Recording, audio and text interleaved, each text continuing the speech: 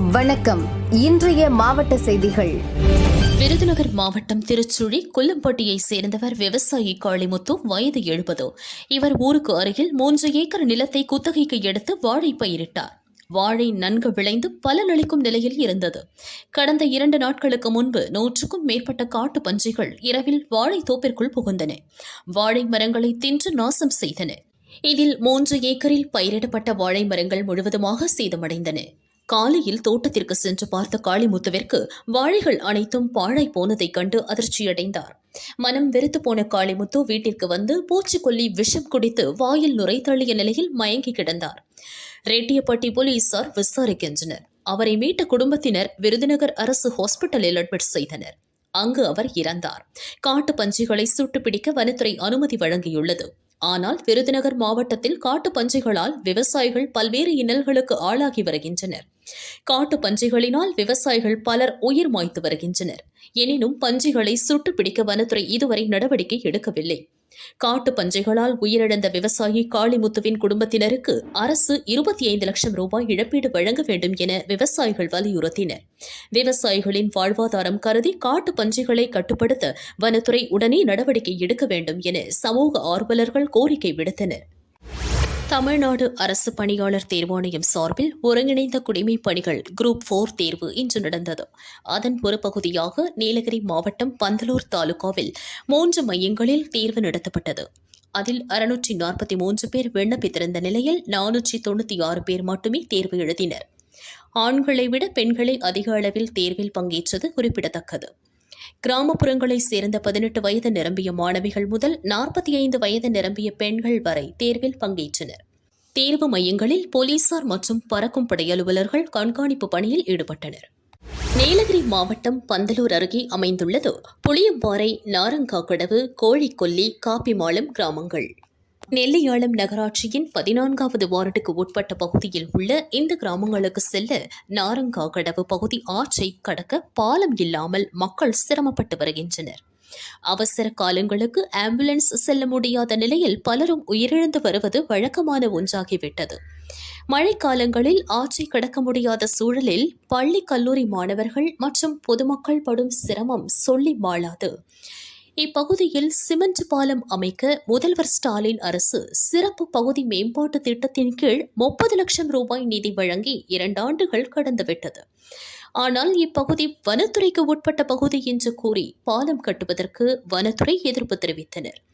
பொதுமக்களின் தொடர் போராட்டத்தை அடுத்து பாலம் அமைக்கும் பணியை உடனடியாக துவங்க மாவட்ட கலெக்டர் அறிவுறுத்தினார்.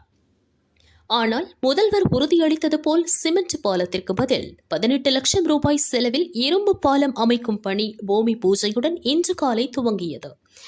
இதற்கு எதிர்ப்பு தெரிவித்து நகராட்சி அலுவலகம் முன்பு மார்க்சிஸ்ட் கட்சி நிர்வாகி ரவிக்குமார் தலைமையில் கிராம மக்கள் வாயில் கருப்பு துணி கட்டி காத்திருப்பு போராட்டத்தில் ஈடுபட்டனர். கடந்த சட்டமன்ற தேர்தல் 2021ஆம் ஆண்டு தமிழ்நாடு முதல்வர் மேட்டுப்பாளையம் வந்திருக்கும் போது தமிழரசிங்கிற ஒரு பொண்ணு இந்த மாதிரி புளியம்பாறை பகுதி, ஆமைக்குளம் பகுதிகளில் அடிப்படை தேவைகள், மின்சாரம், அது போன்ற தேவைகளை பூர்த்தி செய்யணும். அதே நேரத்தில் அங்கே புளியம்பாறை நாரங்கக்கடவு பகுதியில் இருக்கக்கூடிய ஆற்றின் குறுக்கே பாலம் கட்டணும் அப்படிங்கிற மாதிரி அவங்க ஒரு கோரிக்கை வச்சிருந்தாங்க. அதுக்கு முதல்வர் சொன்னாங்க, இது ரொம்ப எளிமையாக தீர்க்கக்கூடிய ஒன்று தான். நான் 100 திமுக ஆட்சி வந்தோன்னா 100 நாட்களுக்குள்ள இதை சரி பண்ணி தரேன்னு சொன்னார்.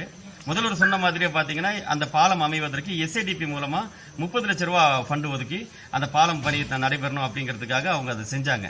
ஆனா அதை வனத்துறை என்ன பண்ணிருக்காங்கன்னு கேட்டீங்கன்னா 30/7/2024ஆம் ஆண்டு கடந்த ஆண்டே அந்த பாலம் அமைவதற்கான முகாந்திர பணிகளை தொடங்குங்கன்னு சொல்லிட்டு நெல்லியாளம் நகராட்சிக்கு ஒரு கடிதம் அனுப்பியிருக்காங்க. 30/7/2024 பரிவேஷ் போர்ட்டல் அப்ளை பண்ணுங்க அந்த பாலம் அமைவதற்கு அப்படின்னு.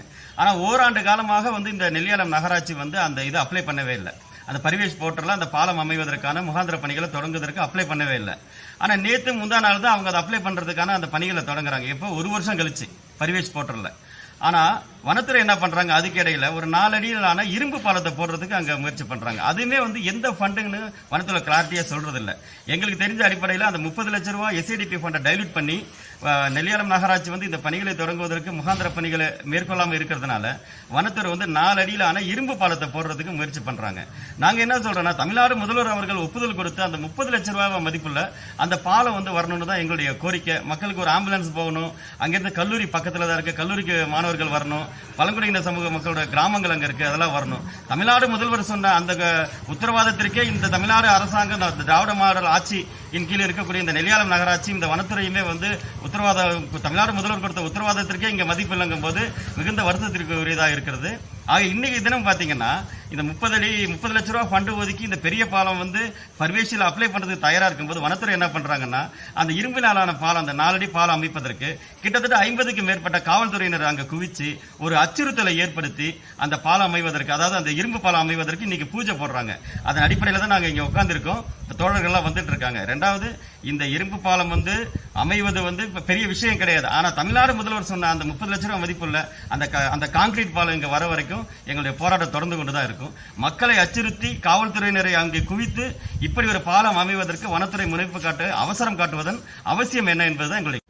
சிதம்பரம் அருகே வேலக்குடியில் 2 டாஸ்மாக் மதுக்கடைகள் செயல்படுகின்றன. 2 கடைகளிலும் குவார்டர் பாட்டிலுக்கு தலா 10 ரூபாய் கொடுத்தால்தான் சரக்கு கிடைக்கும். குடிமகன் ஒருவர் டாஸ்மாக் கடையில் 250 ரூபாய் கொடுத்து குவார்டர் கேட்டார். விற்பனையாளர் ஆறுமுகம் கூடுதலாக 10 ரூபாய் கேட்டார். குடிமகன் கூடுதல் விலையுடன் தனக்கு பில் தருமாறு கேட்டார். அப்போது டென்ஷனான விற்பனையாளர் ஆறுமுகம் வேறு வழியின்றி 250 ரூபாயை பெற்றுக்கொண்டு மது பாட்டிலை கொடுத்தார்.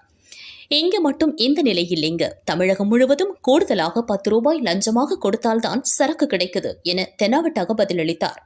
தமிழகம் முழுவதும் டாஸ்மாக் கடைகளில் லஞ்சம் தலைவிரித்தாடுவதாக விற்பனையாளரை ஒப்புக்கொண்ட விவகாரம் குடிமகன்கள் கபாலத்தை சூடாக்கியது. 10 ரூபாய், ஏன் 10 ரூபாய்? 250 260 எம்ஆர்பி ரிட்டர்ன் கொடுத்தாங்க. 260 எந்த ஊர்ல தராங்க சொல்லுங்க. அதை நீங்க இருந்தாலும் அந்த வார்த்தை பேசுங்க, சொல்லுங்க. பில்லு வேணா கொடுத்தீங்கன்னா யாருங்க தராங்க? எந்த தமிழ்நாட்டுல தராங்க சொல்லுங்க.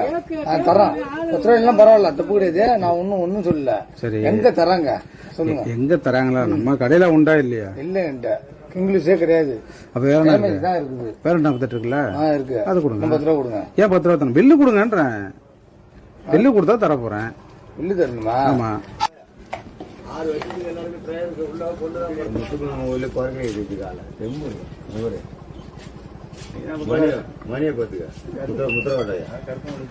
எல்லாம் லஞ்சம் வழக்கமா போச்சு தெரியுங்களா?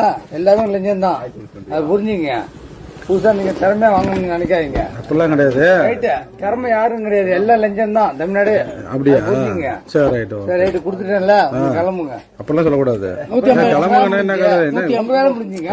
150 தப்பு. அடுத்தது